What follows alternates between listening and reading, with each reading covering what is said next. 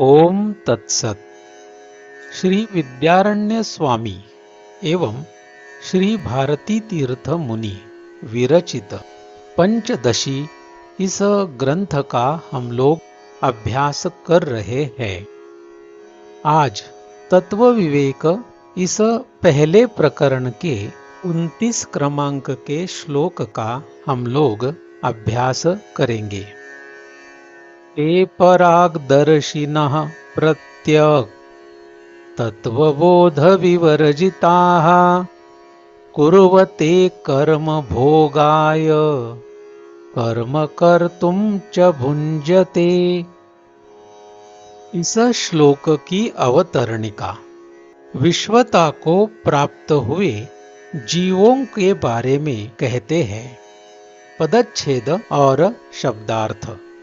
ते वे परागदर्शिनः बाहर की तरफ देखने वाले, प्रत्यक तत्व बोध विवर्जिताः अंदर रहने वाले तत्व के बोध से रहित, कुर्वते करते हैं, कर्म कर्म, भोगाय भोग के लिए, कर्म कर्म, कर्तुम करने के लिए, च और, भुंजते उपभोग लेते हैं। अन्वय। ते परागदर्शिनः प्रत्यक तत्वबोध विवर्जिताः भोगाय कर्म कुर्वते कर्म कर्तुम च भुंजते। अन्वयार्थ।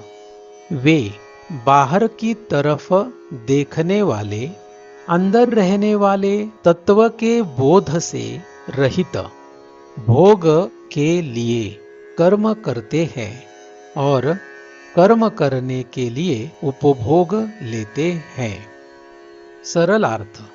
वे माने कि विश्वाभिमानी जीव बाहर की तरफ देखने वाले माने कि बहिर्मुख है। अंदर रहने वाले तत्व माने कि अंतरात्मा, उस अंतरात्मा के बोध से रहित वे भोग प्राप्त करने के लिए कर्म करते हैं और कर्म करने के लिए कर्म फल का उपभोग लेते हैं। तो इस पूरे विश्व में जो भी स्थूल शरीर में आया हुआ यह विश्व अभिमानी जीव है, वह बाहर की तरफ देखने वाला है। उन्हें बहिर्मुख कहते हैं। अंदर रहने वाले आत्मा को वह जानते नहीं।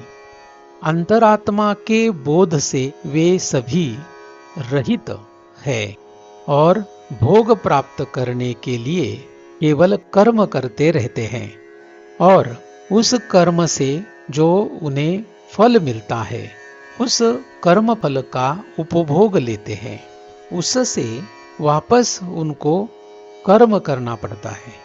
तो कर्म से कर्मफल, कर्मफल के भोग से पुनः कर्म, ऐसे वे संसार चक्र में अटक जाते हैं।